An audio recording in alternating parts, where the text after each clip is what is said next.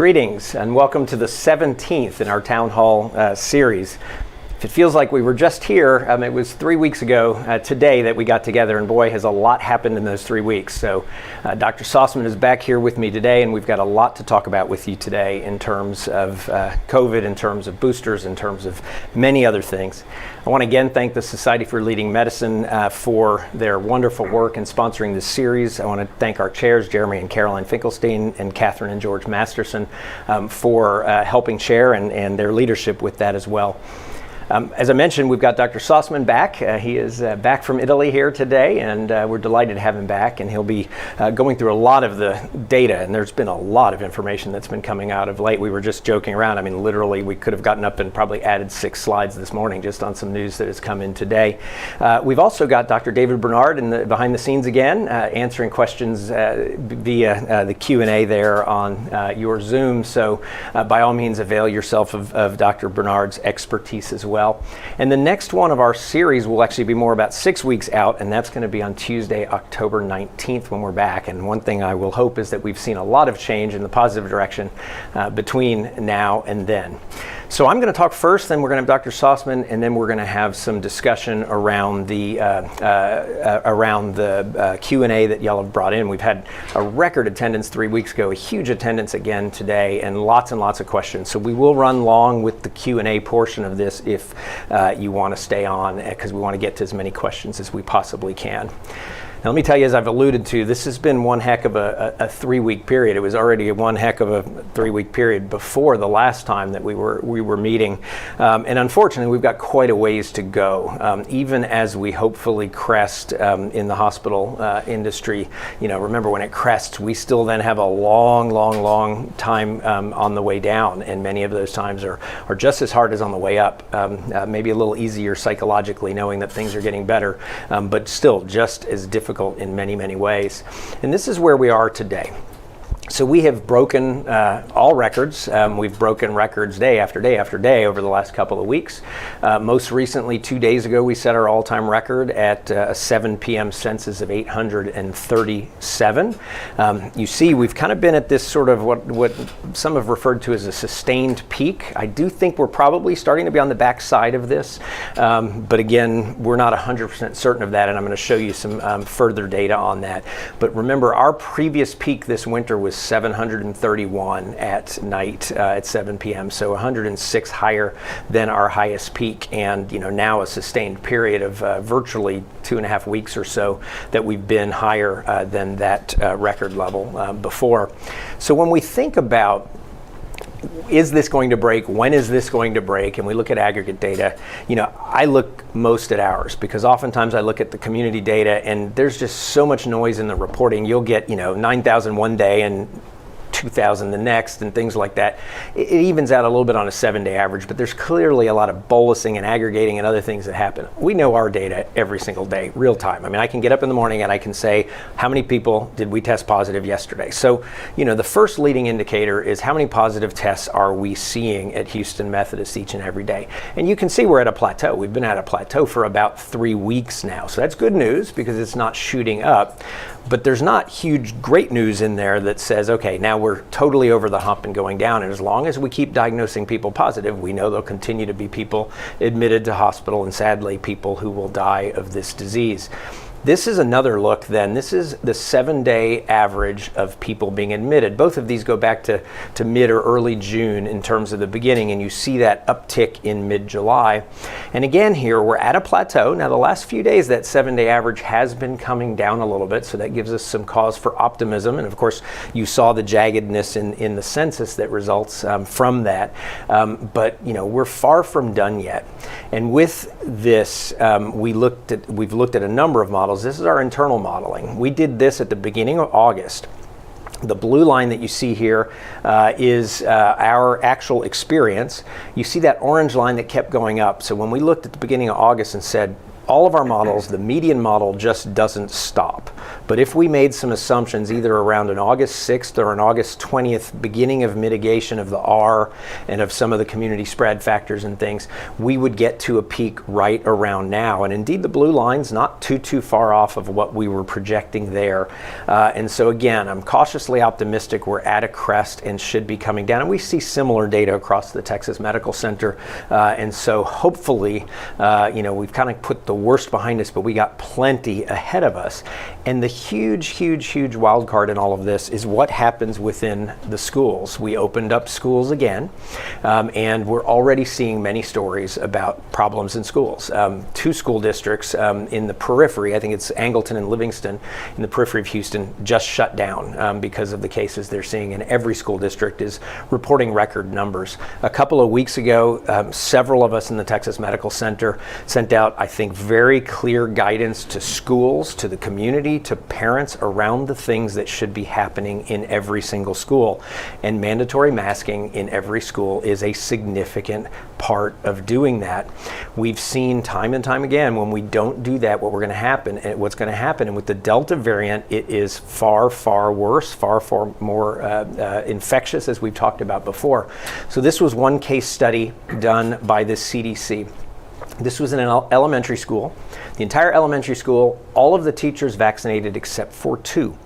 One of the unvaccinated teachers gets sick, starts coming to school when she already had some symptoms, takes off her mask to read to the children in her elementary school class. Every single child on the front row, 8 out of 10 children on the first 2 rows, all got COVID and then started spreading it to other people. All avoidable, all preventable with the right mitigation factors, which of course include masks, but also extraordinarily importantly, include getting vaccinated and include not showing up outside of your home if you actually are having symptoms that could be consistent with COVID. And all of those were violated in this situation by this one individual. Imagine being a school teacher. Now you got to live with the fact that you made basically half of your kids sick in your class. How do you go back and teach that group of children? I as a parent would not actually let my child back in that room, and I'd be demanding a different teacher. And I'm sure many of those individuals have. And I've been saying this for over a year now, and I'm going to show you some data here because it's very unfortunate. The problem we've got as a society is too many people don't want to wear a mask, and we've shown that we're just not capable in the worst periods of time with COVID of just doing the simple things like all wearing a mask when we go out into public, and we're not doing it. And there's really no answer to that if people won't do it, than to figure out how we make that mandatory and make that a standard. And in fact, this is interesting data that really I think brings that home. And what these data show is that the correlation between somebody who is unvaccinated and somebody who doesn't take protections is extremely high. So when you look at these 4 data elements here, in gray you'll see the overall population. In that kind of greenish blue color you'll see people who are unvaccinated and what they say about this. And in the orange color you'll see people who are vaccinated. So for example, if you look at the second set about wearing a face mask when you're around other people outside your home, it's the vaccinated people who are much more likely to be wearing a face mask than the unvaccinated people. If you remember going back to January when I would talk and we would talk about, now that we're getting vaccinated, why should people still wear a mask at this point? And we said, look, so many people having a chance to get to the vaccine. And I said very pragmatically, if you go to the supermarket, you have no idea who's vaccinated or unvaccinated. And in fact, the probability is if they're unmasked, they're probably more likely to be unvaccinated. And that has proven to be the case. Now that doesn't mean it wasn't appropriate at one point in time probably to be unmasked when we had the alpha variant in a little more of a steady state. But remember, the CDC never said it was okay to go unmasked for an unvaccinated individual, but of course the unvaccinated individuals weren't masking in the first place many times.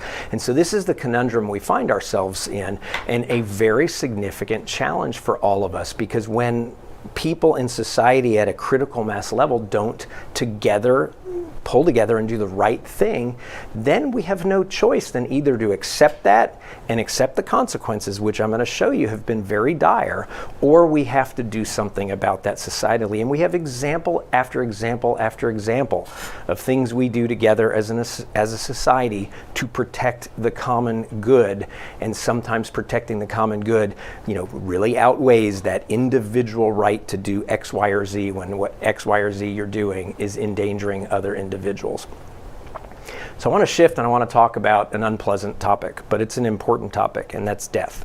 Because what we've seen with COVID has been pretty jaw-dropping and very sobering, and I'm going to give you some statistics around that. And right now, these deaths are almost all avoidable, wholly avoidable, if everybody was vaccinated, which is extraordinarily doable if we could convince people to do that. So last month, 3 weeks ago, I showed you these 4 curves. And the 4th curve on the bottom right is the death curve in Texas. And what I showed you was, it really hasn't come up that much yet, in spite of the upper left, which was the cases, or the upper right, which was the hospitalizations. But I noted to you with those circles that the trough we had right before this started was quite low. And so we didn't have that kind of preloading of the system of some sick people who were sitting in the system and that would eventually die after a prolonged hospital course. This is 3 weeks later. And unfortunately, I don't like being right on something like this, we've seen a significant spike. So what do you see here? You see cases maybe cresting in the state of Texas. Not as high as the last peak, but remember, with all the vaccinated people, the breakthrough infections, everything else, I suspect we're not capturing every case, but we capture the hospitalizations. And look at the hospitalizations on the right. They are at essentially record levels. And of course, in Houston, they're at past record levels. And the deaths have shot up tremendously. And those are a lagging indicator by at least a week to 10 days, if not 2 to 3 weeks. And so we will see, even if we've crested, a significant continuing rise there. And fundamentally, this answers the entire question of, well, why has this happened? When you look at the 83% of Texans who are eligible to be vaccinated, we are at under 50% of the entire population. So in other words, we've got 35% of the population to go to get everybody fully vaccinated. That's a daunting task when you look at the slope of that line. In fact, it is an impossible task unless we can change the conversation and we can move people to be vaccinated, which we're going to talk about coming up here. Last time I showed you a Wall Street Journal correlation of states and their infection rates. This is actually much better. This was Bill King put this together. Many of you may know Bill. He sends out email. Dirk and I are kind of emailing with him all the time. He may be watching. Hello, Bill. But he did this very nice graphic here. And what he did was he aligned states by the hospitalizations per 100,000 across the left. And so that's the kind of sloping down blue line. And then when you curve fit a line that you, of course, aligned in that direction, you get a really nice slope, right? And so Florida, for example, on the left with the highest hospitalizations, you see Louisiana, Texas not far behind. And then he said, okay, what if you plot the percentage of the population that's fully vaccinated? And it's dramatic, right? I mean, it is flat out, clear cut. I will tell you, and it's so disheartening, I am on an email string, and I showed you some of this data last time with a bunch of hospital CEOs, and we'll check in every 3 weeks. Hey, tell me how many people are in your hospital with COVID. What percentage of your beds is it? Every time we're like at the highest. And every time I'm listening to people in places like Vermont and Rhode Island and Massachusetts, and they're like, yeah, we have 1,000 beds and we have like 12 people with COVID in one of our beds right now. They are in a markedly different world than we are. It's not that they're not going to go up, not that they're not going to have some surge. They may struggle a little, particularly with cold weather, but nothing to the degree we're seeing. Now, even they are not as well vaccinated as they need to be, and we'll talk about that as well. So when you now look today at the 50 most vaccinated countries in the world, based on who's been fully vaccinated, you can do this on first doses. We're 36th in the world on fully vaccinated. We would be 39th on first doses, because we got a little bit of a head start, as you recall.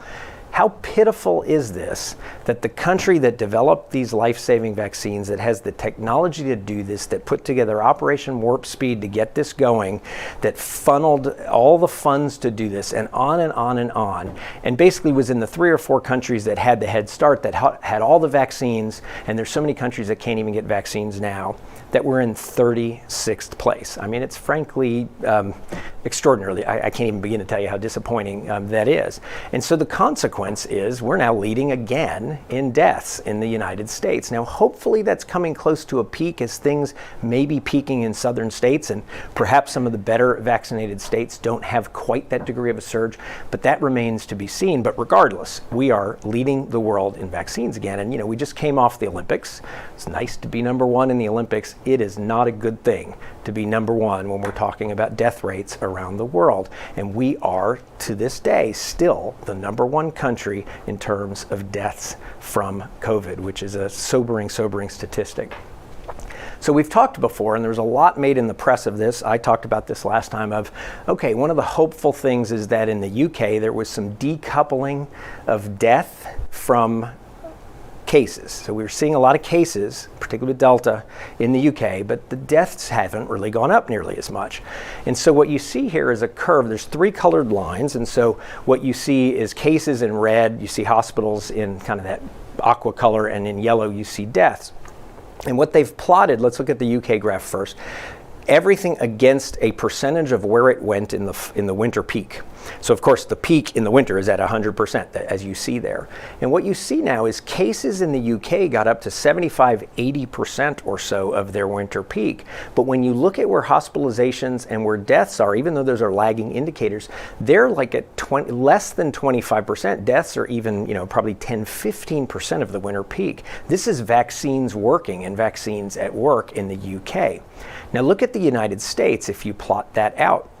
What we've seen in the United States, cases have come up pretty dramatically, actually not as high as they did in the UK, because we have parts of the US, and we got this later when we were better vaccinated in parts of the US, that haven't had that surge. So this is actually concentrated in a lot of states like ours. Look at hospital admissions. They're actually much higher. That to me implies probably we're not catching all the cases, but regardless, you see dramatic uptick in hospital admissions, and you see a pretty dramatic, not done yet, uptick in deaths. Now it's still far below the winter. That's good because we've got a lot of people vaccinated, but it's and this is a big important and, it's a lot of younger people getting admitted, and that's probably bringing down the mortality rate. But the bottom line is we have so much avoidable death occurring in our country right now, and this is all about vaccination. So if you look at the US by a zip code map, and you see there's a couple states missing, but the vast majority of states are on this map. This is a New York Times article. And then you look at the UK regionally, and you say what percentage of older people, the ones who are most likely to die, are unvaccinated. And it's night and day between the United States and the UK, because as well as we've done in vaccinating the elderly, we've still got like 1 in 5 people above 80 years old are not fully vaccinated in the United States, and certainly at least that much in our area. And so we have lots of vulnerable people out there, and as we've seen with Delta, lots of young people getting sick, and unfortunately some young people passing away as well. So I try to put this in perspective. So around the world, we've had about 4.5 million people die. Now, if we took those people and said, while you're still alive, let's form a line and let's join hands, and we'll join hands apart like this. That's at least about 6 feet per person, right? Sounds like social distancing to me. So let's social distance a line of 4.5 million people. That would stretch from Los Angeles to the UK, to London. That's how long a line of people that would be. Take the US number, stretch those people out the same. You would form a line from Houston to El Paso. So you're going to do that long drive to El Paso, and every 6 feet, dead person after dead person after dead person after dead person. A mother, a father, a daughter, a son, a grandmother, a grandfather, a cousin, a friend, a colleague, etc. that you're passing. Put it in local terms. At Houston Methodist, we've had, unfortunately, over 2,100 people die from COVID. And this is as good a place as you're going to get to come to get cared for your COVID. 2,100 people in a line like that is about 2.5 miles. So I walk my dogs every night. I do 2.5 miles, with a couple dogs and all the stops they'll make along the way. 20-minute mile. That's a 50-minute walk. So think about the next time you walk around your neighborhood for 45, 50 minutes, and that entire walk, every 6 feet, you passed a dead person that died at one of our hospitals. That's how sobering these statistics are. And what makes it so nauseating is that at this point, almost everybody who dies from COVID doesn't need to die from COVID. We could prevent every single one of these deaths. Yet right now, we are seeing 12, 13, 14 deaths a day on a 7-day average. So that's about just under, it's a 90 to 100 deaths a week at a Houston Methodist hospital because of the huge number of people we have with COVID in our community right now. These are all-time records we're seeing. When it all shakes out, I think the mortality rate's actually going to be lower right now, and that's probably primarily an age distribution function. Some probably we continue to get more experience, but the reality is we don't have silver bullets for people who get severe COVID. And so it's mostly supportive care, which we do really well, but at some point, supportive care doesn't always work. This is the sobering situation, that we're in. And there is a light at the end of the tunnel. In fact, we should be through the tunnel all the way on the other side, doing everything we should be doing on the other side of the tunnel. And it's vaccines. And unfortunately, we have a cynical, dangerous, deadly anti-vaccine movement in our country that has purposely spread misinformation. And then a lot of the public has unfortunately fallen prey to that information. And we can't even sometimes get in the tunnel that we need to get to the other side. So let's talk about vaccines, and let's talk about the good news around vaccines, and let's talk about some of the things we can do to keep pushing vaccination rates. The great news is, of course, Pfizer is now fully FDA approved. Now let's put that in context. There has never been in the history of, I'll probably go as far as humankind, but certainly that I know of in recorded history in the US, of any drug that or vaccine, drug, device, anything we use that needs FDA approval, that has been used in 100-some million Americans before it gets full FDA approval, and where we have 100+ million people to know about safety data. This is unprecedented. It's not possible to have better studies than this. And we know throughout all of history of vaccines, the issues we need to look for in terms of problems happen in the short term. They don't happen 2, 3, 4, 5 years out. That's anti-vaccine gobbledygook that is out there. And so we've had the follow-up period on prodigious numbers of people to see that these are incredibly, incredibly safe. And so I wholeheartedly agree with this editorial from the Houston Chronicle, which says no excuses. There are no excuses anymore. We need to put the pedal to the metal and drive forward with vaccinations. But unfortunately, that's not what we're seeing with the public.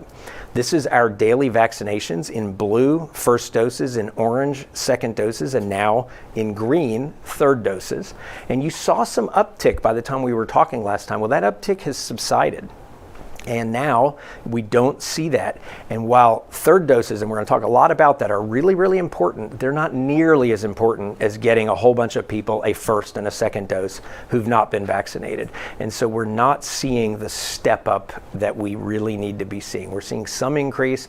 Nationally, we see some increase. That increase is a little bigger in the South, which is good, but we're not seeing the kind of rate that we need to get to.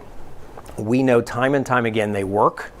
They probably don't work, and I'll show you some data, as well against Delta, but they're pretty darn close when it comes to the stuff that really matters, like hospitalization and death, right? If we just all got minor illnesses from this, society would be normal at this point, we'd move on. But that is not the situation we're in yet. So this study done in LA through the MMWR shows infections at least 5 times as likely to get infected if you are unvaccinated, 29 times hospitalization in this study that they did. Here's another study that looks at some effectiveness in the real world of COVID-19 vaccines. I'm not going to go through all the details. Call your attention to the bottom right. And the bottom line is, in the Delta era, we're seeing lower effectiveness against getting infected. That's why we're seeing as many breakthrough infections. But this is infection, not hospitalization, which is what really, really matters.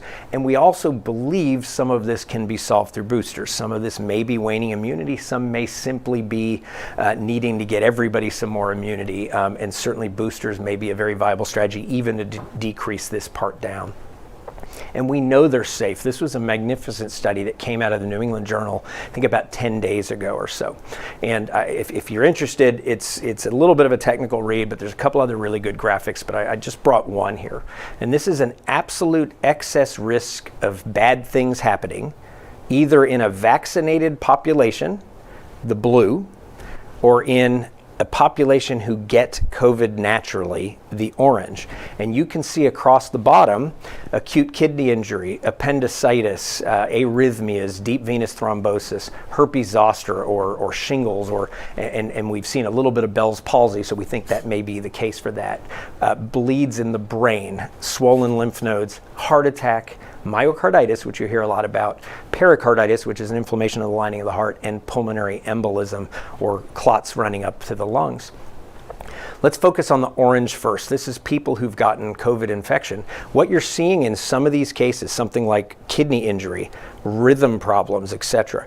Dramatic numbers of people who get that because they have COVID versus people who didn't have COVID. Then look at the blue bars. For most things, in fact, for some things, you even see a negative, which probably has to do with some undetected COVID infections. So you even see a protective effect there, but you don't see anything dramatically high except for lymphadenopathy, which is swollen lymph nodes, which go away. Not a big deal. Herpes zoster, but again, you're talking about 16 excess cases out of 100,000 of shingles. Not a huge deal at the end of the day. The big one we talk about so much, of course, is myocarditis. That's got a range of probably 1 to 5 on the probability intervals. So the study put 3 here. So 3 in 100,000. That's actually about a quarter of what you see with the natural infection. And so those are mild cases. In the vast majority of situations, they resolve. The bottom line is the infection is way, way, way, way, way worse than the vaccine ever could be. In fact, the vaccines are extraordinarily safe. Across the Texas Medical Center, we've taken a look at this. We're still missing one institution's data, but with everybody else's in place, what you see here is about 88% of people in the hospitals in the acute care setting, 88% in acute care, regular beds, are unvaccinated. The sick people in the ICUs, 94% are unvaccinated. We see slightly lower numbers than that at Methodist, as we've reported before. I showed you those last time. They're very consistent. It's about 80 overall, about 83-17. But we see a very sick population at Houston Methodist. Lots of transplant patients, cancer patients, other patients. We see a very older population compared to the average system in town. And so I think it's all explainable by that. But the bottom line is, even there, you're talking 6 out of 7 to 7 out of 8 people in the hospital are unvaccinated. It's much more young people than it was this winter. So now it's over half of people kind of under 60 versus more like a quarter before. So it has definitely migrated younger. And to the right, this is a graphic I showed you 3 weeks ago. And this was our back of the envelope calculation of, okay, so based on the people who are getting admitted to hospital, vaccinated and then unvaccinated, and then those who were breakthrough vaccinated patients, and based on what we can estimate around the age band, prevalence of being vaccinated, or the percentage of people who are vaccinated in each age band, how effective are they? And what we were able to say is, our back of the envelope, probably 97-98% effective under age 50 to 60. But as you get into older age groups, you may get down into the low 90s, or even in the oldest age groups, you may get down to high 70s, mid 80s. Unpublished data, but in the ACIP meeting the other day to talk about boosters, they showed data here that shows exactly what we were saying 3 weeks ago, which is in the month of July, when they look at data, that older age group is having a lower efficacy or effectiveness of vaccine against hospitalization. Now, is that because we've got tons of Delta and it's escaping the vaccine a little bit, and of course older people are more likely to be admitted. That may be the case. Is that waning immunity? That may be the case. These folks all got their shots first. This is going to be one of the compelling arguments to say let's get moving, and let's get moving on boosters going forward. But this is very consistent with what we showed just 3 weeks ago.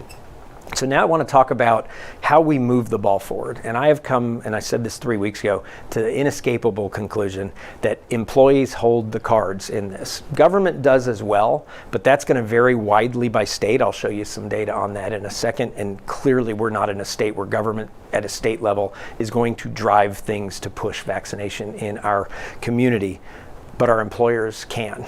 And they have multiple reasons. An ethical responsibility to protect customers sort of goes without saying.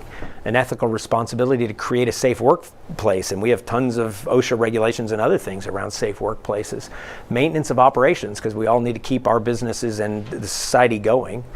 Overall economic stability, and then the financial cost of employees with COVID, which now has an impact to the employer, but also has an impact to the other employees as you look at that, and of course risk to the other employees as well. And let me tell you, this is not easy. I speak from experience at Houston Methodist, where we led the way with hospitals in the country on this. But it is doable, and employers can take a very active role. And let me be really clear, and I'll show you this in a second. I'm not saying every employer needs to mandate vaccine. That is not what I'm saying at all.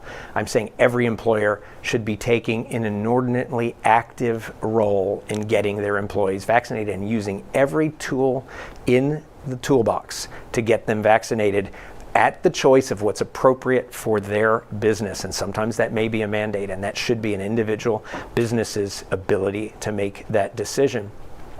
These are just the hospitals since we last met 3 weeks ago that have announced mandates across the country. This was our third page like this. You're now seeing 35 to 40% of hospitals. I'm really glad to see Texas Children's join us on this. Common Spirit or CHI St. Luke's joined us on this a couple weeks back. And of course, Baylor and Herman had moved before. You note you don't see MD Anderson, you don't see the Harris Health, you don't see UT Health Science Center, you don't see UTMB, because their hands are tied in doing this, even at a healthcare level. So there will be bills in front of this special session around whether there is an ability for local control over mandates. And that local control over mandates, and we've taken a very active role at this with the Texas Hospital Association, has to allow hospitals, healthcare institutions to do the right thing to protect their patients and to protect their staff. What we've seen is actually 10 states plus the District of Columbia have now made this state law that healthcare workers will be vaccinated. And I would love to see that. I think every hospital, every healthcare institution, every physician office, every dentist's office, every nursing home, goodness knows, should all be mandating vaccine. In fact, nursing homes now, the federal government has said to the nursing homes, you get a lot of Medicaid and Medicare payments, we're not going to pay you unless you have a mandate. And they've pushed that back a little, but nonetheless have made that clear. I'm looking there wondering when, if and when they will do that at a hospital level as well. And of course, bring it on. We're there already. We have an incredibly vaccinated workforce at the present time. And other organizations have decided to do this as well. This is a great quote from Scott Kirby, the CEO of United Airlines. I give him huge props. His quote is that in the past month, I've been writing 1 to 3 letters per week to families of employees who lost their life, all of them unvaccinated. And he says to me, once you view the world through that prism, it seemed like no choice. It's about saving lives. So let me give you our experience. So here we are, essentially 100% vaccinated. And I gave you some of these numbers last time. This morning, we have 0 of our 26,000 employees, 0 are in the hospital. We've not had one employee need to be admitted to ICU, I'm knocking wood, during this entire surge, and it's the worst surge we've seen. This day a year ago, when we were already way down the curve coming down, we had 7 employees in ICU. 7 in hospital, 4 in ICU, 1 of them on ECMO. At peak, we had 15 or 16 in the hospital last summer. This is night and day. We are protecting our employees. If you just do the math of the Houston population right now and how many are in hospital, we should have about 14 or 15 of our employees in hospital at least, and maybe slightly less if you look at an age distribution, but somewhere in the 10, 11, 12 plus should be in hospital. We have 0 right now. You realize what that says? That says we don't have to have anybody in the hospital if everybody was vaccinated, or certainly close to no one in hospital. And if you're a business, this is starting to screw up business again, and it has the potential to screw up the economy again. Certainly certain businesses already seeing a significant impact when we're looking at some national data around this. Certainly the Chronicle had an article on restaurants in Houston, again, feeling the pinch of this. All of this is avoidable. This is a study that says, what has it cost society? Well, it has cost society through the month of June and July, almost all of this avoidable, somewhere well over $2 billion in unnecessary healthcare costs. That will be borne by all of society in higher taxes, higher premiums, higher costs, et cetera, et cetera. So we took a look at Houston Methodist and said, okay, let's look at some of the big employers who come to us.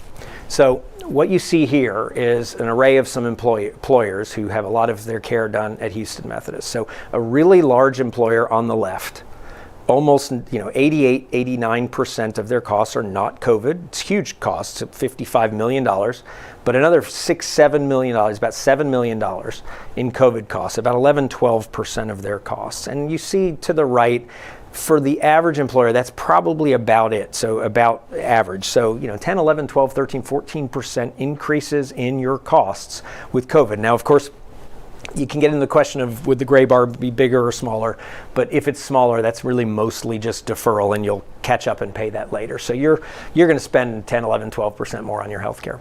Look at the second employer. Now they happen to be self-insured, so they pay the freight. They just have a HMO to do the processing. They're sitting there looking at something like almost 40% or so of their costs. The third employer is fully insured, so they're buying health insurance, and they have even more. And so let me show you the detail of the costs in that red bar from the previous graph, so the costs for COVID. So that really large employer has had over 300 people and has spent about $7 million. So you can do the math on that. Pretty large numbers, obviously, as you start thinking about that. And look at the red. The red is actually ECMO. And so a lot of that cost was, last-ditch efforts. I don't know if that person or those people survived or did not, but last-ditch efforts for really, really, really advanced. The second employer, a self-insured employer, had all of these costs, $5 million of costs, the vast majority of those costs to treat 1 or more ECMO individuals who obviously had very, very extended length of stay. The third, a small company, 7 individuals admitted, somebody got a lung transplant. Look at the cost of that lung transplant. Now, a lung transplant in ECMO is far more with COVID is far more expensive than a normal lung transplant, because you'll be on ECMO for weeks and weeks and weeks. We'll know you're able to survive from a non-lung perspective, and that we can then save you with a lung, or we've even done lung kidney transplant. And look at what that's done to that company. Now they're fully insured, but you think their rates aren't going to go up the next year, or they're not going to have some difficulty getting insurance. And so this is a cost that's being borne by employers and being borne then across their employees. And of course you see this across society with Medicare, with our taxes, with everything else. So Delta Airlines, which refuses to call this variant Delta, I guess I would do the same thing in their boat, but Delta Airlines took a little different approach than United, and I wanted to highlight this for you because, again, this is not about mandating, this is about an active role. They did 4 key things, and especially the last 3 as you look at this list. So every employee who's unvaccinated has to take a test each week. And if it were me, particularly if I was a small business, I'd say, and it's on your dime, employee, we're not paying for that. You bring us a legitimate test, you pay for that each week. That's not a cheap thing every week. Beginning November 1st, any unvaccinated employee pays a $200 a month surcharge That's $2,400 a year. And their CEO says, look, this is a business risk for us. It costs us $50,000 on average. You saw our data. Our average is right about $50,000 for that company that had really bad experience. It was $100,000 for one company. For the third company with only 7 people, it was obviously far worse than that, but that was one individual, obviously.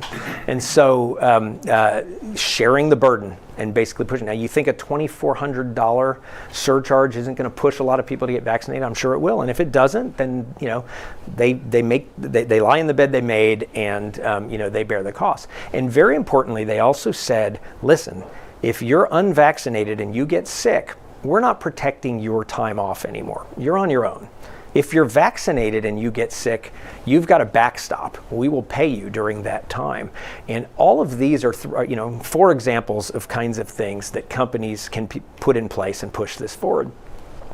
And the general public is actually starting to warm to this issue of mandates. So again, I'm not saying everybody should mandate, but at the most extreme end of this for companies, they're warming to it. Now, it's still only a little over 50%, and I'm sure in Texas would be far less than 50%, but people are saying, it's okay for you to do something. There's a cadre of people who say, I'll do it when you make me. We had lots of people like that. We have to think about the tools we use to push people towards getting vaccinated and doing the right thing and fulfilling their societal obligation to their peers. We can push together as a group, get over all of this, and we can reach a state where this is going to be like having a flu around. We're probably going to need more boosters and more vaccines and other things over time, but we're not going to sit here having this dominate, and we're not going to sit in a situation like we are today where the hospitals are busting at the seams. And we're frankly, if you don't go to a Methodist emergency room, we can't get you into Methodist, whether you have COVID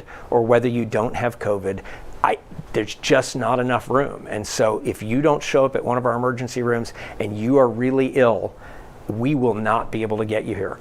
We can't make beds out of thin air, and it's just not possible to do that as we move forward. Now, I loaded the presentation with a couple other things I thought y'all would find useful, because all of us can have conversations with our loved ones who haven't done this, with friends who haven't done this, with colleagues who haven't done this. And a lot of times, I think it's just continual education. It's giving them experiences. It's storytelling. And so I wanted to point you to a couple things that I think are really good out there. I'm not going to go through this.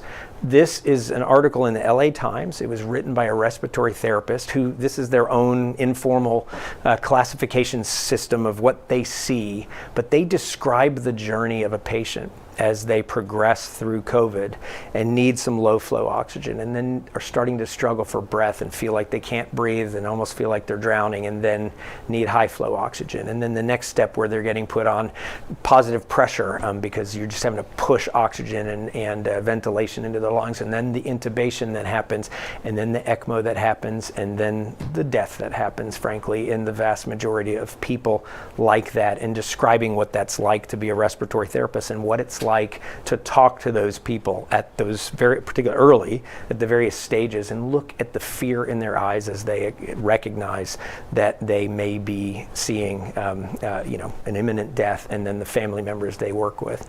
This is another one that was actually in the Houston Chronicle.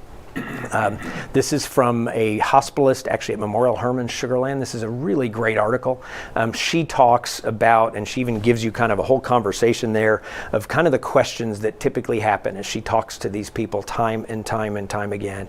And she has lots of compelling things she says, but I'm going to read you one. And she says, so I urge everyone, if you trust us enough to rush to us when you're sick, which means you trust us enough to try to save your life, then trust us now. Help us save your life now before it may be too late. And she's urging everybody, go out and get vaccinated. We have tons of information out there for you around myths. We're going to talk about some of those today in our Q&A. And I want to read you a statement from one of our nurse practitioners. She wrote me a lengthy email about a number of things, and I asked her if it'd be okay if I shared this part. And this was in response to many of the things we've done to try to shore people up. And she says, it makes me wonder in these situations if the persons who refuse to get vaccinated and spread it Do they feel guilt or remorse for being the catalyst for someone's life being cut short? She was dealing with a family situation where several people had died because of an unvaccinated group of individuals. Not everybody was unvaccinated. And she says, do they not understand by that not doing something, it can have a negative impact on someone else? The pandemic has brought out a lot of selfishness in people, and it's completely disheartening. I became a nurse to help those in their time of need. But when will those same people realize that they need to help us, the nurses, the doctors, the healthcare workers, in return? And I will tell you, it was a bad few weeks leading up. It's been a bad 3 weeks since for morale, for people doing this day in, day out, day in, day out. And a lot of the softer things we've been doing, people are saying, you know, enough of that. I'm just pissed. I'm fed up. I'm angry. I'm frustrated. I have what called compassion fatigue. It's really hard to exhibit that. And so we've been looking for creative things to pop off stress. Kudos to our CPAM, which always is amazing. This will go up in just a couple of days. If you've ever gone paintballing, this is going to be basically an enclosed space where you can go in there and you can take paintballs and you can throw them at a campus or at a canvas, or you can take paint and get out your frustrations, and they're going to be creating works of art in doing this. And we're just doing everything we can creatively to shore up the morale of these amazing people who are on the front lines. So I'm going to end with 2 slides. One is, it is now almost flu season. And it is flu vaccine season. Get your flu shots. We were worried last year and thankfully had no flu season, but that was because we mitigated everything. I promise you we're gonna have a hell of a flu season this year, especially with almost no one having it last year. And if we have that on top of what we got now, it's gonna be absolutely a disaster. And so get your flu vaccine. You can actually get your vaccines at the same time now, and we'll talk about that a little bit later. And then finally, one last cartoon. You know, the medical community's been trying to throw a lifeline to everybody. Take the lifeline, get vaccinated, help us get people vaccinated, do the short-term mitigating things we need to do, and we can get out of this mess and get back to what it felt like in May, June. This is highly achievable right now if we would just do the right things. Thank you very much. Now I'm going to turn to Dr. Sostman. Thanks, Mark. And you know, I think everybody, that was really powerful, and I think everybody can hear the pain and the frustration in Mark's voice. And I can tell you that all of us in healthcare are feeling that. Because from our perspective, what's going on in our country right now is frankly insane. And Mark didn't talk about, I mean, there are so many stories. These poor, misguided folks who won't get vaccinated. They come into the hospital, you know, they die. Both parents die, leave their children as orphans. You know, the stories are terrible, and the long-term damage to our healthcare system from nurses and doctors who say, you know, I just can't take this anymore. Nurses and doctors who are going to need counseling for post-traumatic stress disorder. It's really significant. So, you know, what can we do about it?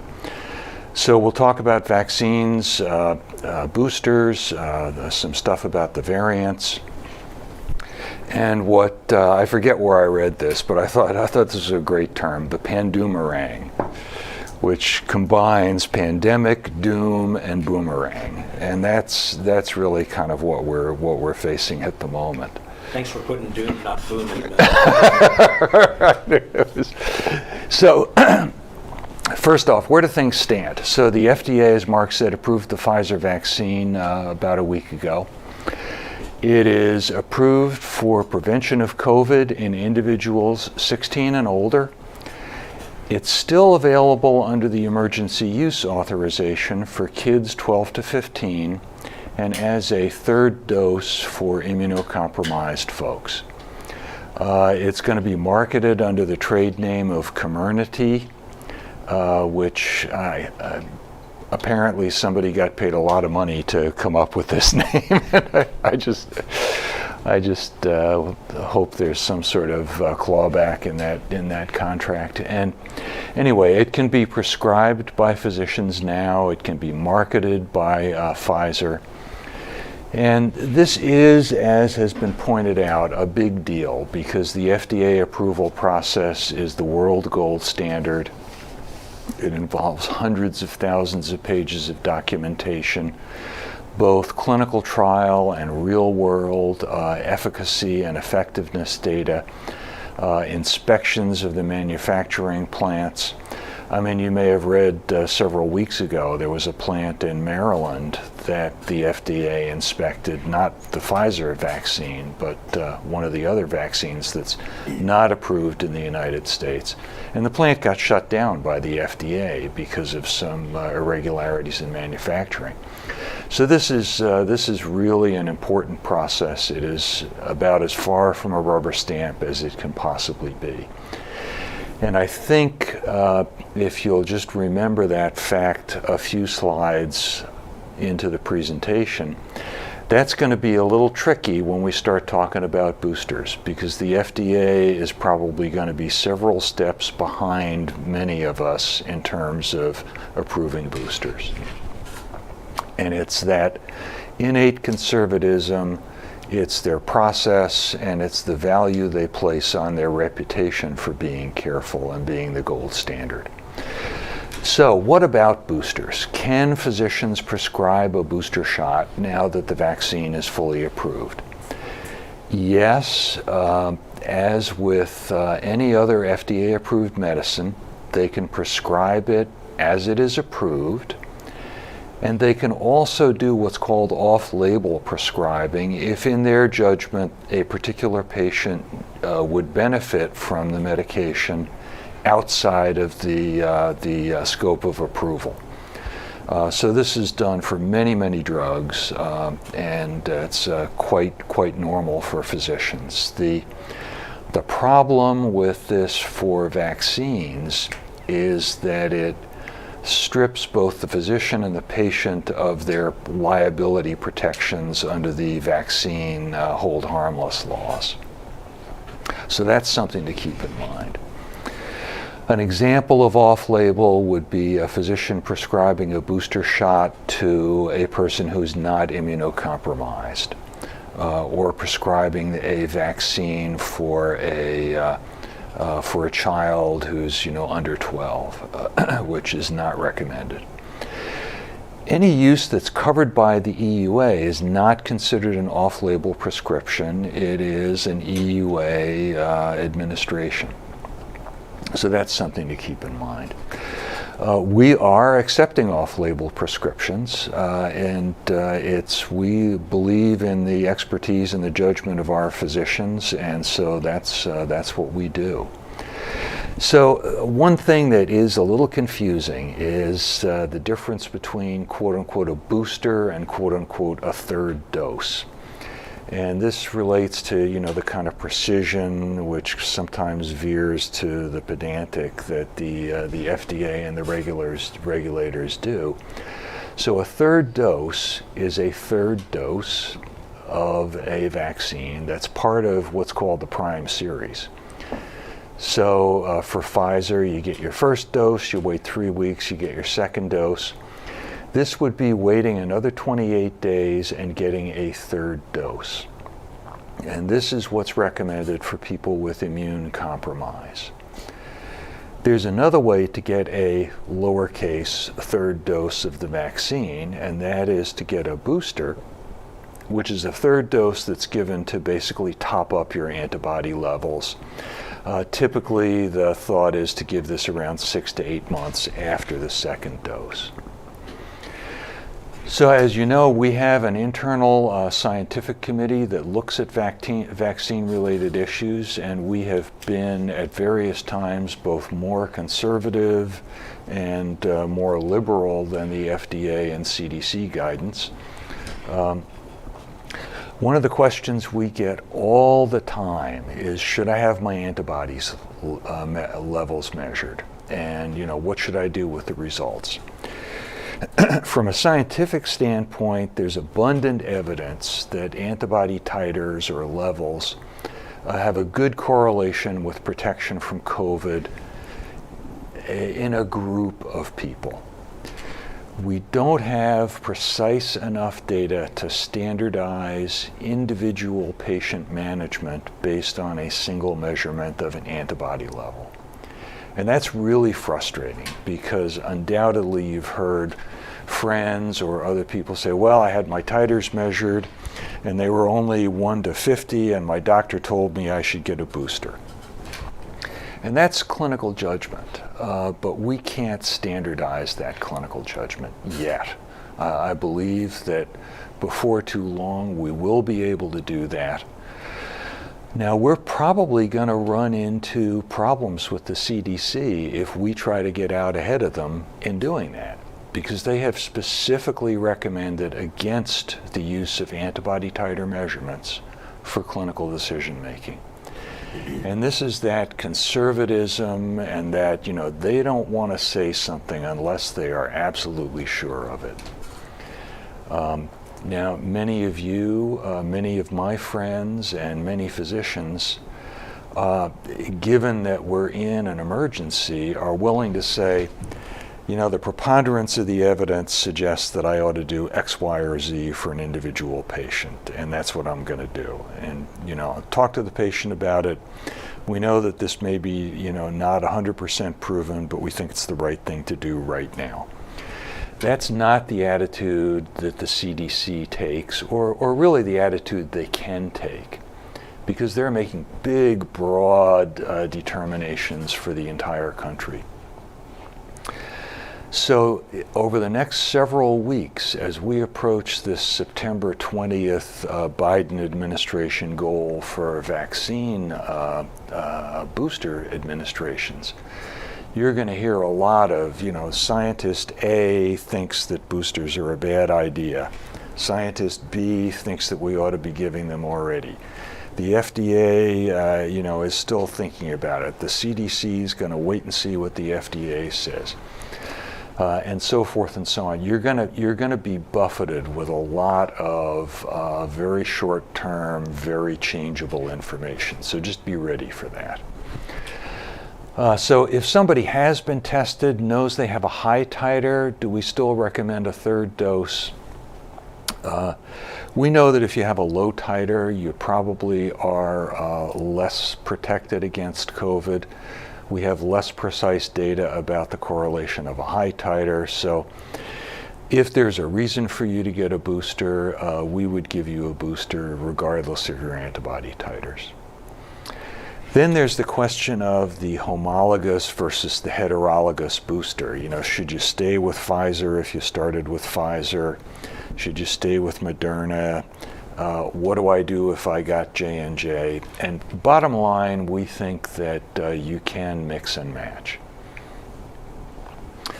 If somebody got a booster already, do we need another one at 8 months? No. A single booster is fine based on everything we know now. If you're less than 8 months after your prime series of vaccinations, we think you should wait before considering a booster. And then what do you do if you got J&J? And frankly, there's basically no data on this. If your reason from what we know about the AstraZeneca vaccine, which is very, very similar technology to the J&J vaccine, actually getting a booster shot with a Pfizer or Moderna vaccine with AstraZeneca actually seems to provide even better immunity. So we think that's probably what we're going to see with J&J. But frankly, what we know now about this from actual data is exactly nothing.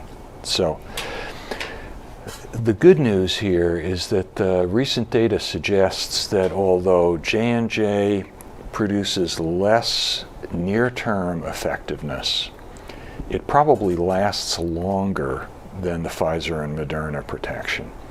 So if you got J&J, you probably have some time where you can just kind of wait and see what data comes out. And that's what I would do.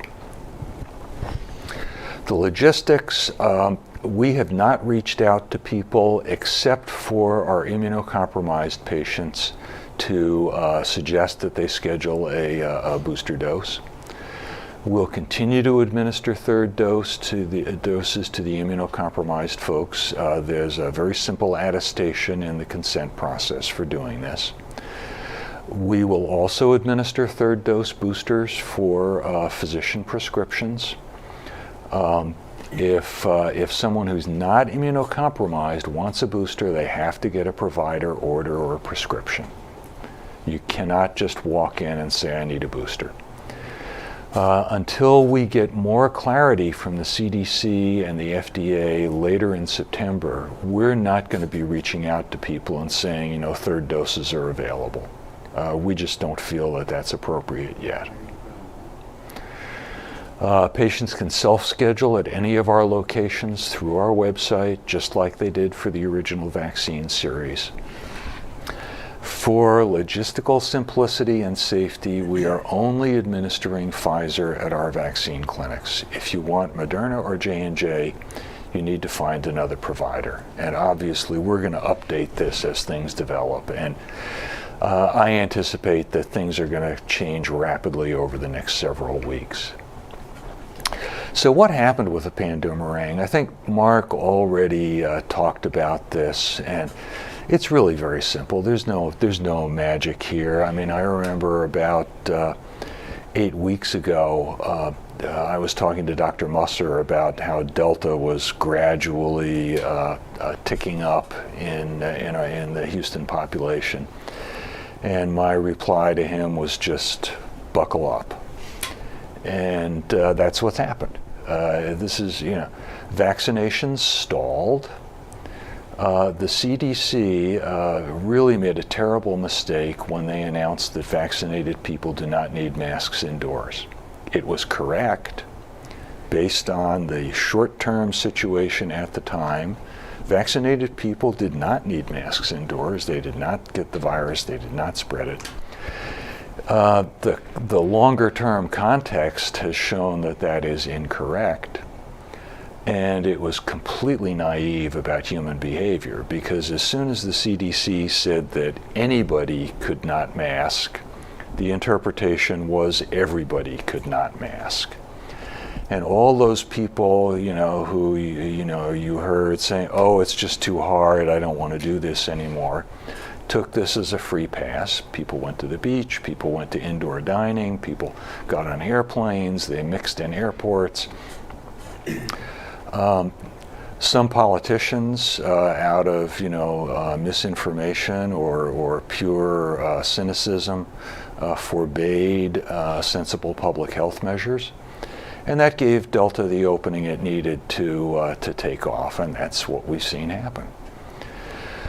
Marc showed you some of this data already, and just to point out that whether you are talking about Pfizer or Moderna, whether you are talking about nursing homes or healthcare workers, the Delta period has shown less efficacy or less effectiveness in the vaccines in the real world. If you are talking about infections, the protection against infections from vaccines is less with Delta. The protection against serious illness, hospitalization, and death is still there. So when people say, do we need new vaccines that are tailored to Delta? Probably not yet. Why is Delta so hard to control? Part of it is because of us, the host to the virus. Some people just develop a lesser response to vaccines or to previous infection. All antibody levels decrease with time after immunization. This is totally normal. It happens with every vaccine and every infectious disease. If you kept peak antibody levels for every disease you ever got exposed to, your blood would be, kind of the consistency of oatmeal. And although immunized cells will mount a fast response to reinfection, it's not instantaneous. So if you get hit with a huge bolus of Delta virus that can just overwhelm your pre-existing antibodies, you can get infected. And then the troops get marshaled, the antibodies and the immune cells proliferate, and they can protect you from the severe disease. And we've seen that people with breakthrough infections have anywhere from 10% to 35% of the neutralizing antibody levels as people who are not getting breakthrough infections. Delta is also probably threefold less sensitive to antibody neutralization compared to the original strain, and probably about twice as infectious. Because it's present in very high levels in the nose, which is where it comes out and infects others. And it's also much more effective and efficient at infecting cells once it gets into your body. It may be associated with more severe disease, and obviously that can play a role as well. So nice graphic here on the left-hand panel. I can't highlight it. The pointer's not working. But you can see that as the spike protein hooks onto the cell receptors, one of the things that happens is a piece of it gets snipped off. And that enables it to stretch out, attach to the cell membrane. And then on the right-hand panel, you can see it sort of pulling the cell membranes together of the viral envelope and your cell that enables the virus to gain entry to the cell. Well, it appears that one of the mutations in Delta makes that process of snipping the spike protein much more effective. So these tiny little changes can have these huge implications. And you've seen this slide before several months ago, and it shows the time course of the immune cells and the antibodies as you respond to an infection or to a vaccine. And you can see that it's a very complex process that evolves over time. And part of that normal evolution is that after 4 to 6 months, the antibody levels decrease to a very low level. And if you get hit by a high dose of a highly infectious virus that is resistant to those antibodies, at a time when your antibody levels have waned, which if you think about it, everybody started getting immunized about 6 to 8 months ago. They're now in that trough period of their antibodies. That's a setup for the breakthrough infections. The whole idea of a booster in the green here is to recall those higher levels of antibodies so that when you get hit with Delta, you have a high level of protection against the infectious, high load, reduced antibody sensitivity virus, but you've got plenty of antibody hanging around to do the job. That's the whole rationale for boosters. Very quickly, what do? They increase the levels of antibodies in your bloodstream by a factor of 10 to 40-fold compared to the trough levels. It appears, and this data is really very raw data from the Israeli public health and a big Israeli HMO, it appears that boosters are about 86% effective in preventing infection. And you can see on the graph here, the red graph is people who are unvaccinated. The green graph is people who are vaccinated. So you can see there's still protection against infection, even with Delta. And then the blue line is people who've had a booster with further reduction in the rate of infection as time passes. Who could benefit from a booster? Older people who tend to have a lower initial antibody response, which also tends to wane faster. And older people tend to have more comorbidities and a higher risk of severe disease. Essential frontline workers, including healthcare workers, immunocompromised people. And then there's the group of us who completed our vaccine series several months ago. As we've seen, the antibody titers are going to be lower. You can raise them up again with a booster.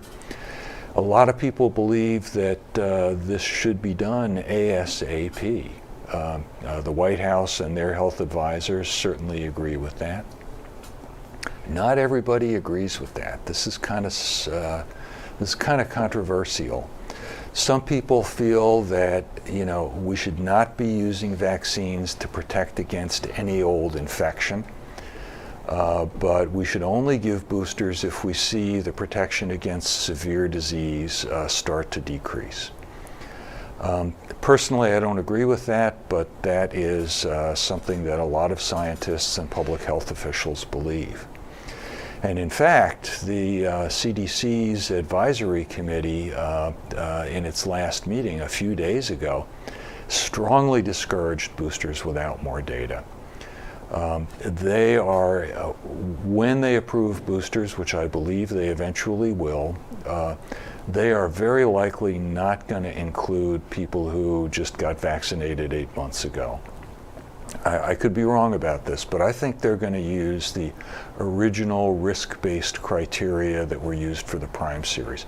Old people, comorbid conditions, essential frontline workers, and obviously immunocompromised folks. I don't agree with this. I think this is a little bit ivory tower.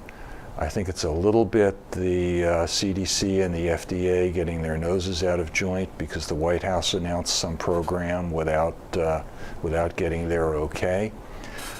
So, if you want to buckle up, you're going to be buffeted with a lot of, scientist A says this is immoral, scientist B says, why haven't you done it already? The FDA saying this, the CDC saying that. So try to tune out the noise. A lot of other countries are either already doing boosters or announcing that they are going to be starting very soon. Tends to be for those risk-based group, the elderly, the vulnerable, and so forth. But in Israel, they're offering it to basically anybody who walks up. Vaccines are great. They're a gift from God, very literally. They are not the force shields from the Starship Enterprise.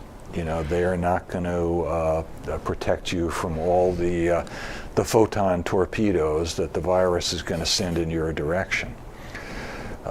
So protect yourself in other ways. And there's a lot of data about this. There was actually just published a huge randomized controlled trial from other countries that shows that masks actually work. Nobody in healthcare is surprised by that fact, by that conclusion. I mean, why do you think doctors wear masks during surgery? Why do you think that our workers are desperate to get N95 masks when they're doing aerosol-generated procedures? We know that masks work. But there is data out there, and schools and universities are a great place to look at this. Masking reduces the R effective of this virus by about 50%. Masking and social distancing further reduces it. With really, really good stringent mitigation measures, you can get this virus to the point where it will just die out.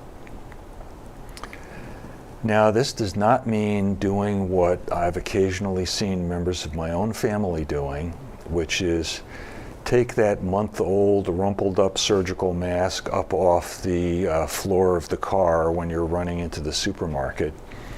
It means wear a good mask. But basically all the misconceptions you've heard about masks are wrong. They are not harmful. They do work. And if you think about the virus as basically a poison or a toxin, wouldn't you want to get as low of a dose as you possibly could? And that's what masks do, both on the way out of somebody's body and on the way into your body. And obviously, if both the person who's sick and expelling saliva and nasal secretions and droplets and aerosols that are contaminated with virus, if they wear a mask, they're going to expel less. And if you wear a mask, you're going to breathe in less of that junk. And even if you get exposed, you may get exposed to such a low dose of virus that you won't even get sick. If you're going to wear a mask, which I strongly recommend, wear a good one. Don't get one of these counterfeit Chinese masks from Amazon. There are respectable companies that are certified by the EU or by the Korean public health authorities or by the US. They are now available. So do your research. Any one of the masks on this slide is bona fide. And if you're going to wear a mask, wear a good one. The other thing, almost forgot to say this, not only should you wear a mask that is a good, highly filtering mask, make sure that it fits. Spend some time learning about how to fit a mask, how to tell whether it fits or not. Because no matter how good your mask is, if you are wearing it so that unfiltered air can go around it, you're reducing the effectiveness of it by 50% or more. So the common sense approach to how to protect yourself, are you vaccinated or not? Do you have risk factors? Are you immunocompromised? If you're highly susceptible, you should be much more rigorous on your precautions. How much infection is there around you? What are your odds of, that, like Mark said, that person in the supermarket who's not wearing a mask? What are the odds that person is breathing virus on you? Right now in Houston, man, the odds are pretty darn good. What kind of exposure are you likely to have? I mean, if you're like a vaccinated family gathering that's just sitting around quietly in the living room talking about stuff, you probably don't need to mask. If you're going to the movies, if you're going to Costco, if you're going to be in a packed line in the airport, different story. Are you going to be outdoors? Much safer than indoors. Are you in a quiet room where people are watching TV and it's not sports where everybody's shouting? Or are you accompanying a friend to choir practice, which is probably the most dangerous place you could be in the world right now? And so forth and so on. Of course, I would recommend that if there's any doubt, be more cautious rather than less. What's the downside of being cautious? You have to wear a mask a little bit more. I went to Italy this summer. I wore an N95 mask for 20 straight hours. It was a little uncomfortable, but I came back. I've had 2 COVID tests. They were fine. I would really rather have worn a mask for 20 straight hours than be in the ICU with a tube down my throat. Okay. Last slide, and then we'll get to the questions. And I know we've talked longer, but hopefully we can hang around till we get through the questions. A little prognostication about the future, and I know this is dangerous because one of the eminent viral evolutionists said, we're a lot better at explaining what did happen than at predicting what will happen. But if you look at that graph on the top right, that shows how the different variants of the virus have waxed and waned. And so what's going to happen next? Well, Delta could be it. Delta could be the reigning heavyweight champion of the viral world for the next 10 years. I don't think that's the way to bet. I think COVID is getting better and better at infecting us, and I don't think it has reached its limits yet. It's going to continue to mutate. Every sick person is a test tube that can brew potentially new mutations. The mutations can make the viral illness more severe, or it can make the virus better at infecting us, or it can make the virus better at evading our antibodies, or all three. There's not a lot of correlation between these effects, and if you look at the bottom right panel, you can see this is a graph of how far away from the original strain the different variants are in terms of their antigenicity, their ability to be neutralized by antibodies against the original strain, which is our vaccines. And you see that the beta variant that used to be called the South African variant is about as far away as anything we've seen. Now the good news is it's still neutralized by the antibodies, but it's about twice as insensitive as Delta. But look at what happened on the upper graph, the upper right-hand panel. That tiny little orange sliver at the top is beta. And you can see that even though it was better at evading our antibodies, the greater infectiousness of Delta just crushed it. The beta variants basically disappeared now. And I suspect that is what's going to happen. We can talk about the Lambda variant. I suspect that's what's going to happen with Lambda, but we'll see. The nightmare here is that all of a sudden we wake up and there's a variant that is not captured by the antibodies at all. And that's going to be more and more of a worry as more and more of the population become immune, because that's a new selective pressure that's being exerted on the viral evolution. The data from other coronaviruses indicates that it's probably a multi-year process before a coronavirus actually evolves to the point where it's totally not susceptible to the original strain's antibodies. But I have to caution you that we're in a novel situation today. We've never faced anything like this, and reasoning from what happened to other coronaviruses at other times in history may or may not be a good guide. But probably we've still got time to control this thing if everybody gets vaccinated and we do all the things we've just been talking about. I personally believe that boosters are a good idea. We'll see what the regulators come out and say. And ultimately, we're going to need, very likely, to get boosters that are tailored to new viruses, but that time is not yet. So, time for questions, I guess. Thank you, Dirk.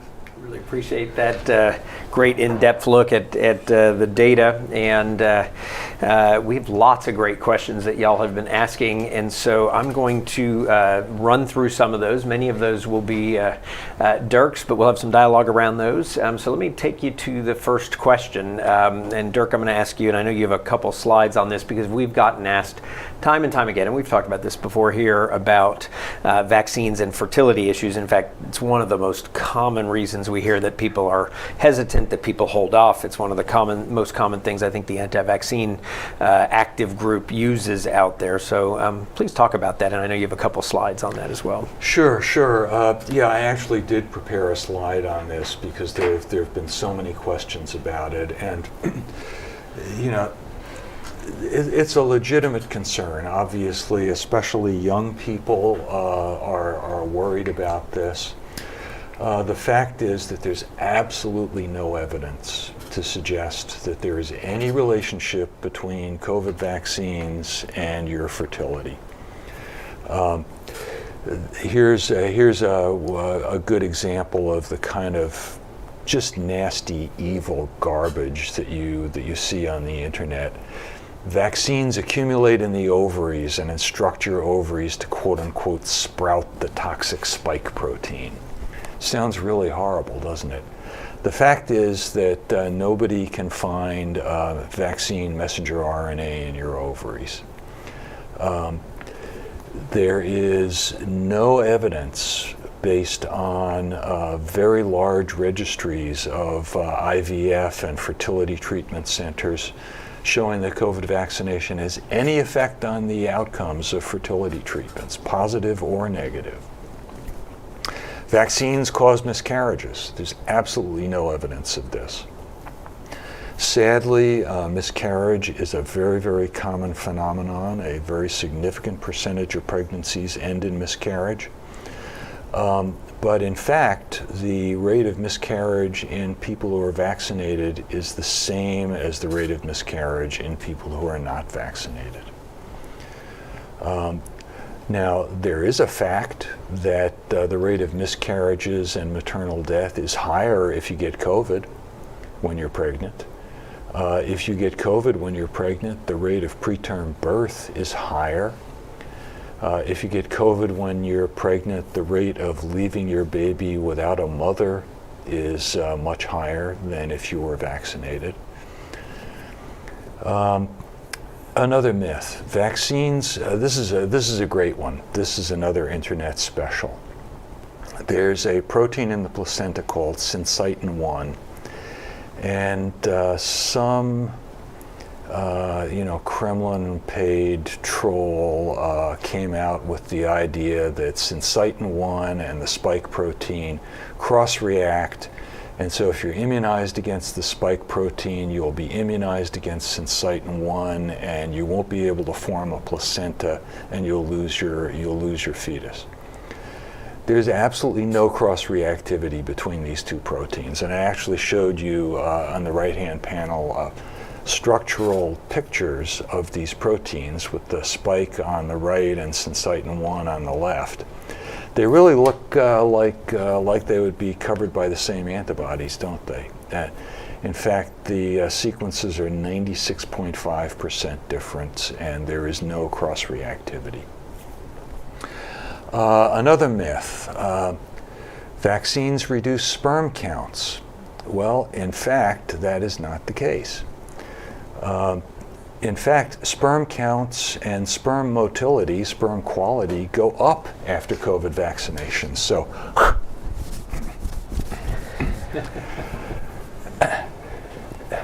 another fact, reduced sperm counts are actually associated with COVID infection. We don't know how long this lasts, but you can actually get total obliteration of the sperm in your testes if you get bad COVID. We hope and presume that they will ultimately come back, but we don't know. And another fact that COVID vaccination is recommended by the American Society of Reproductive Medicine, by the American College of Obstetrics and Gynecology, and by the Society for Maternal Fetal Medicine. And in fact, our OBGYNs are absolutely incensed and enraged when they hear some of this garbage that is out there. Well, thank you, Dirk. And I don't know if y'all could hear that, but the whole control room burst out laughing with your little deal. I did too. I held it back a little more. All right, so let's get to another question here, and a serious question, because we do see some myocarditis with the mRNA vaccines. This question specifically about the Moderna vaccine. So talk a little bit about that, and then talk about, if you're a patient, anything you should be looking out for in that. And then I've got a couple thoughts as well based on some of the data I showed earlier. Sure. So myocarditis and pericarditis are inflammations, respectively, of the heart muscle or the pericardial sac that the heart sits in. You will see these inflammations in a very small number of people who've gotten either the Pfizer or the Moderna vaccine. As the questioner indicated, it's a bit more common with the Moderna vaccine. You'll also, well, okay, I was about to go on a tangent about the Moderna vaccine, but we'll do that later. The fact is that although this occurs, and although it is more common with Moderna, it's still very, very rare. It's way more rare or way less common in people who've been vaccinated than in people who've got COVID by a factor of about 20. And in fact, there is a pretty significant incidence of seasonal myocarditis from a variety of viral infections.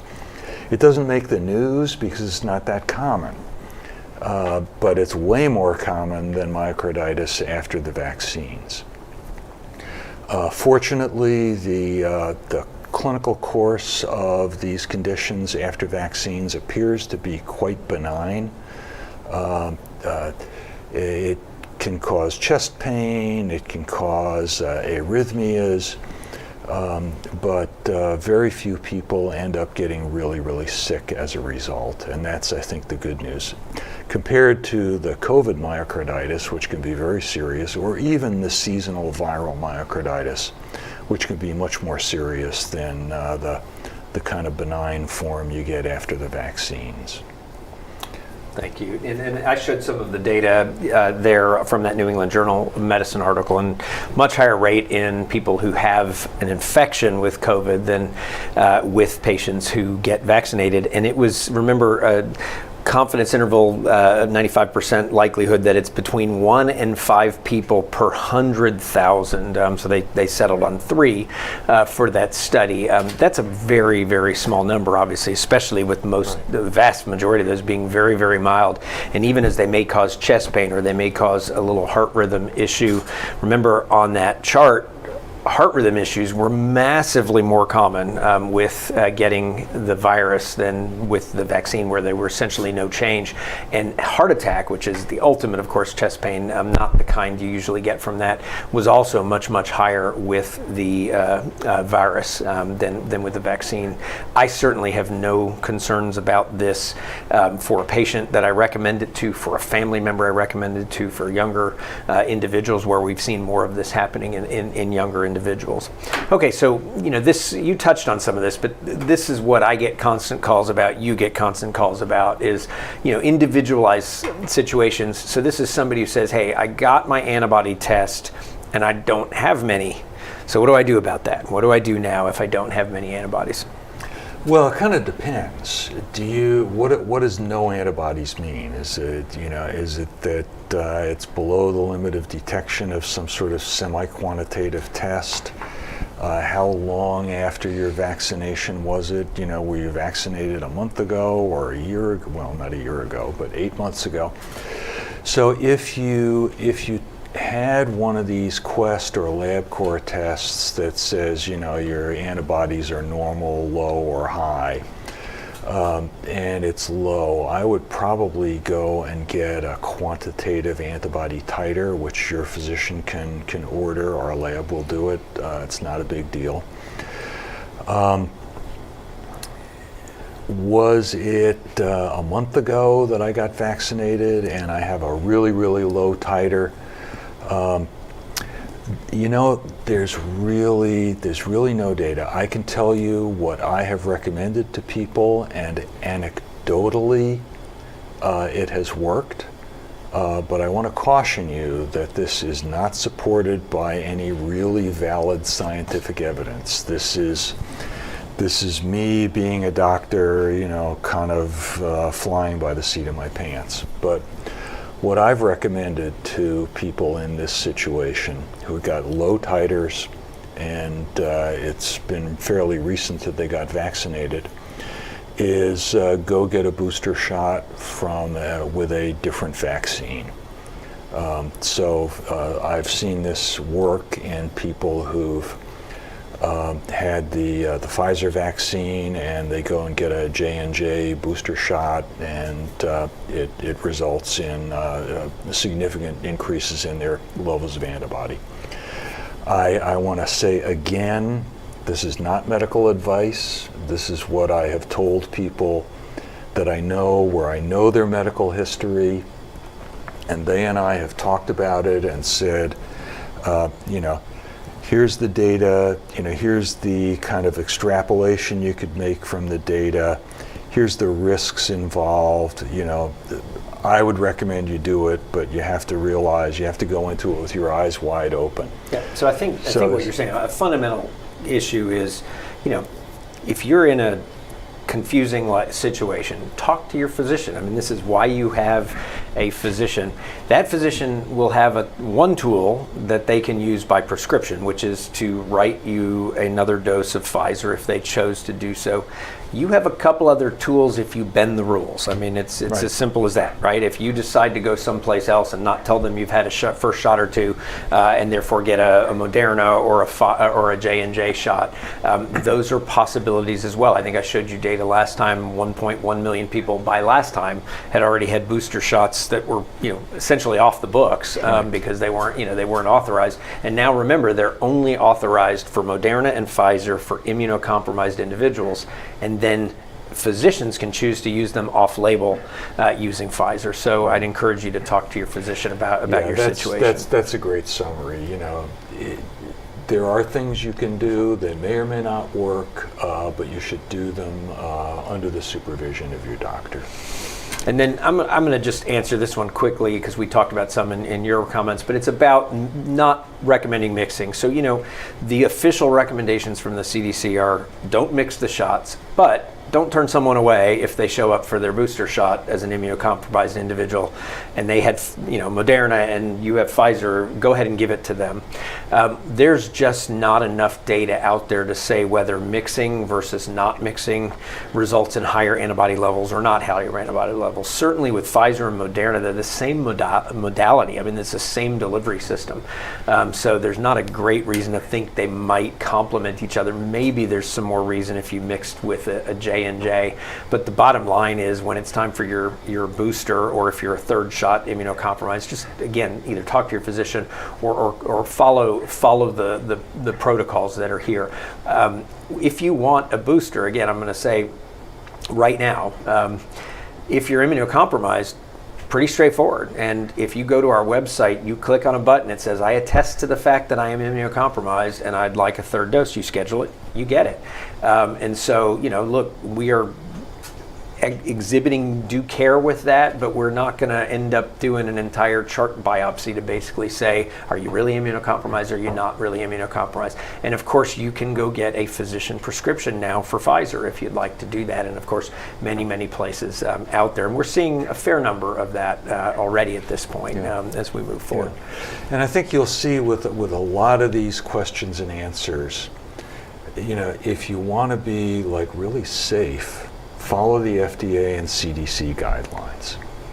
Those are really the well-validated data looked at by experts, and they're not going to go off the reservation and give you advice or conclusions or guidance that's unsupported. Yeah, I'll tell you what I do. I mean, I have 100-some patients in my primary care practice. There were a number I've sought out to say you need a booster because it's been long enough and they're very frail, they're immunocompromised, etc.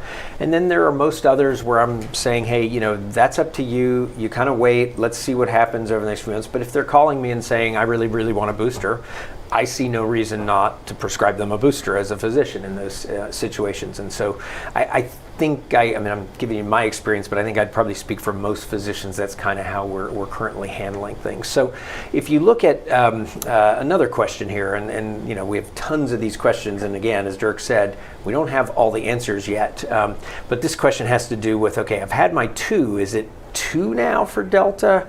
Is it 1? What's it going to be? And then the other is, do we have enough data to know about the, how well this works, and then how safe this is? Okay, you're almost certainly not going to require 2 shots. It's just going to be a single booster shot for the variants that we know about now. Because remember, they're still handled by the antibodies to the original virus, just not quite as well. So if you if you top up your antibodies to a very high level, you'll be fine. So one booster shot is going to be enough. Is there enough data to warrant a third booster shot from an efficiency and safety aspect? Depends on how much of a risk taker you are. Again, if you want to be really safe, go with what the FDA and the CDC say. If you or you and your doctor together think that you are smart enough to read the tea leaves in the world's scientific literature and do something different than that, you'll probably be okay, but it comes with no good housekeeping seal of approval. Okay. We've talked about this a little bit, but put a finer point on this a little bit around testing. Is there any test that we can hang a hat on to say you are good, you're not good, you're protected, you're not protected? Do we truly know that at this point, solidly? No, we don't. I think that we're going to learn that about quantitative antibody titer measurements, but we're not there yet. And then the second question, will a Methodist recommend that transplant patients take a booster vaccine? Get off this call and call your doctor right now and get a booster. And we've already contacted our very immunocompromised patients, like transplant patients, to get their boosters. And again, remember, if there's a transplant patient or for some reason hasn't gotten a vaccine series, it's not even just a booster anymore, it's a third dose. So they're going to go through a 3-dose series, as Dirk was talking about, as we get them moving forward. When you do an antibody test, you'll get an answer of what's your titer, or essentially a dilution factor. So the higher the second number, the better. So you get a 1 to 50 and it's a dilution of 3, or a 1 to 150, or a 1 to 450, or a 1 to 1350. You saw that number in one of the other questions. We think 1 to 450 and up is good. We think 1 to 150 or 1 to 50 is bad, and kind of 1 to 150 is in between. But again, we don't have the absolute crystal clear evidence. Honestly, we don't recommend testing of that for most people. What we'd recommend is, as things evolve here, go ahead and get your booster based on the time frame that's evolving, and we hope that will happen soon. I think if either Dirk or I think I can speak for Dr. Josie, because she and I have talked about this before, we're making the decisions while we understand and respect kind of the cautious nature of an FDA for very good reasons. At some point, there's that level of overarching that has to say we're in an emergency situation, and so what about for example, an EUA to do the boosters? That's a lower level of evidence. You can be maybe more wrong over time, but if it were me, I'd be pushing and moving forward with boosters based on the time frame, based on everything that we're seeing at this point. But again, you have to make a personal decision, and I think by the end of the month, we hopefully will have some clarity with that anyway. And for most people, their 8-month or so, isn't coming up till sometime this month, or later for most people. Okay, so there's been some data out there about Moderna versus Pfizer, and maybe Moderna had some better protection against Delta than Pfizer. What do you make of that? Yeah, there's probably a weak signal there, and this is what I was starting to go off the track on the myocarditis. The Moderna shot has 100 micrograms of RNA in it. The Pfizer shot has 30 micrograms. So there is some evidence that the Moderna shot, A, has more side effects, B, generates slightly higher antibody levels initially, and C, probably those antibodies hang around for a little bit longer than with the Pfizer shot. The differences are, I would say, not material in terms of anything real. But if you were vaccinated with Pfizer and you and your doctor think it would be good for you to get a Moderna booster shot, you certainly can. Okay, and this is a specific question. I had my booster of Moderna. My initial set of Pfizer was 6 months earlier. Do I get the second Moderna? I think you've already answered that, just get just one. There's no reason for a fourth shot in any circumstance that any of us know at this point in time. Okay, so one question, as you saw, I said, time to get your flu shot. Well, can I get my flu shot and the COVID booster at the same time? Do I need to allow time between them, et cetera? I will tell you, we're gearing up internally to do our very best when we have to go through this with all of our employees to try to do them simultaneously, because it's so much easier to do. And now the recommendations are there is no time in between. You don't need to wait in between. You can get both of them simultaneously. From a practical matter, I'd probably say, okay, put this one in the right arm, put that one in the left arm, just to have one arm, not have a double whammy in one arm in terms of the local reactions that you might get and the soreness you might get. But again, that's your call. You may feel punky from two different shots that sometimes make you feel punky. Do you want to get all of that over at once, or do you want to come in twice? But there's no medical reason really to delay. Yeah. And the most important thing is get both of them. That's the most important thing. It is two shots. We will not mix the two vaccines Correct. Together, yep. And they need to be about a minimum of an inch apart. Right. Hence the two-arm comment. Right. You're going to get two needles. It's not one needle. Yeah, so, I would definitely do two. And remember, there's lots of precedent for this. Most vaccines we give are able to go with other vaccines. If you think about pediatric immunization schedules, your child goes in and has oftentimes a series of things that they receive at a certain time. Your body is sophisticated enough to say, I see this foreign substance, I'm going to make antibodies to that, and I see another one, and I'm going to make antibodies to the other one. Okay, so now a question about, these booster shots. They're just another dose of the same stuff. Let me be clear on that. They are, to the question here, they are not something that's now been tweaked for the Delta variant. So they're the same at this point, and all these were different versions of asking that same question.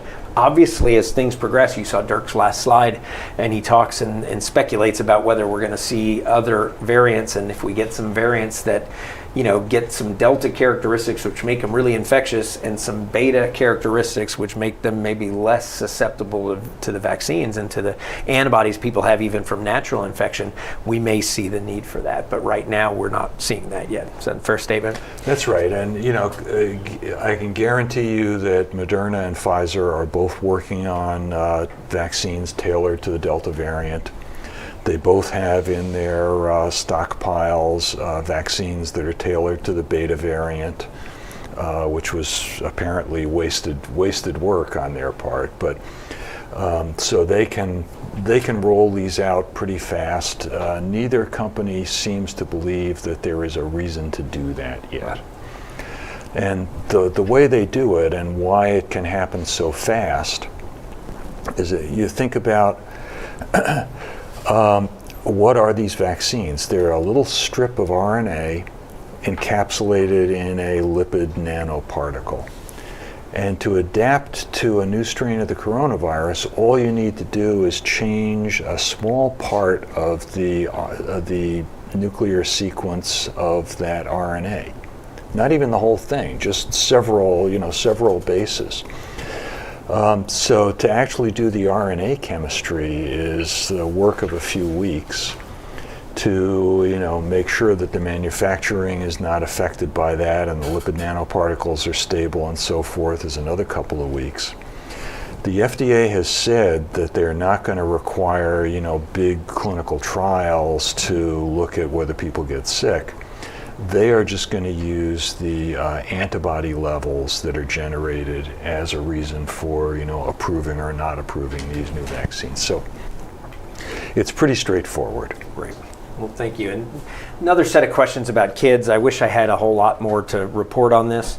The most recent information, very, very recently, is that Pfizer will be submitting their kind of follow-up data that was requested sometime in the next month. If you play that out, you're looking at end of the year, beginning of 2022, in terms of when we'd see that in the 5 to 12 or 5 to 11 age group.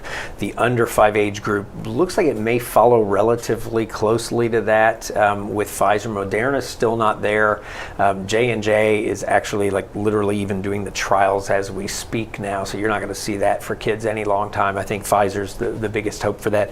I wish it was quicker. I think I mentioned last time the American Academy of Pediatrics really has been pushing hard on the FDA and pushing back on this concept of waiting longer for more data, but I've not seen that really change the dynamic there at this this point in time. Quick question, Dirk, maybe you give us a really quick answer on this. Is anything different with Delta than previous variants in terms of fomites or in terms of surfaces you might get a vaccine or virus from, rather, as opposed to respiratory or transmission? Nope, no difference whatsoever. Okay, so be commonsensical, be careful, but wiping of surfaces is much lower down the list to me than A, get vaccinated, B, wear a mask, distance and those kinds of things, and then be smart and cautious as you look at those kinds of issues. Question about you've already talked about this. I think, right now we don't see any of the variants that are really out there looking like they're out competing or potentially out competing the Delta. There's a couple hovering out there around the world. They've been talking about Mu and a couple of others that there's we're watching. C12 in South Africa, but we've had Lambda here. Dr. Musser's group first detected a case of Lambda here the end of July. And it really has not gone anywhere in Houston. We've got a few cases, but it does not seem to be getting traction or out-competing Delta. Okay, and then this question here, a paper about ivermectin. Hot topic du jour. You're seeing lots of press about this, lots of interesting things out there. I know you put a couple slides together. Let me flip to one, Dirk, and maybe you could talk briefly about ivermectin for us. Sure. So ivermectin is a drug that actually I think people got the Nobel Prize for. It's a great drug for certain types of parasitic worms. It can be given orally or as a cream, or with sheep they give it as a liquid.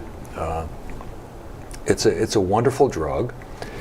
There is some in vitro, like in the laboratory data, that indicates that at very high levels it will interfere with COVID's replication, and it may also have some immunomodulatory effects. There's been a bunch of trials done on it. They're basically all terrible, low quality evidence. In fact, one of them that underlies a lot of the summary analyses that have been done has been retracted for fraud. So the fact is that we actually don't know, but the available data suggests that it's not going to be useful, that you can't take enough of it and live in order to get those high levels that interfere with viral replication. And in fact, the FDA, in an uncharacteristic burst of humor, put out this tweet that said, basically, you all are not cattle. Just stop. Don't do this. And in fact, if you take a lot of this stuff, it does have toxic effects. So it's certainly not recommended. And this is the last in a series of. There are probably 100 drugs like this that in the test tube there's some reason to believe they would interfere with the COVID virus. And people are kind of gradually working their way through this list to try to find something that will actually be safe and effective if given to people. And so far we don't have a lot of good results. So if you look at actually one of the slides I showed, Dirk put it together, showed it many times last year. It had ivermectin, it had hydroxychloroquine on there as, sure. Postulated, okay, maybe this might work. But the reality is, as Dirk says, we've just not seen any evidence that it does work. And what you now saw, unfortunately, was people literally taking veterinary ivermectin, and especially in some rural communities where there's easy access to that, instead of getting a prescription for a pill that's now a little bit in short short supply because it's been used, and we just don't believe the data is there to support it. It doesn't 100% mean it can't work, but the data just doesn't support that it does work. But certainly, and that's why the FDA tweet, I mean, don't go use some veterinary version of ivermectin and then be calling a poison control center. And the frustrating thing about this, if you tie this back to some of my earlier comments, is, you know, there's a whole cadre of people pushing that information, like hanging all their hat on it, believing in it, at the same time as saying, but no way on these vaccines. And it just, you know, the vaccines are data driven, they work, get them. You would never even possibly need to have ivermectin, most likely.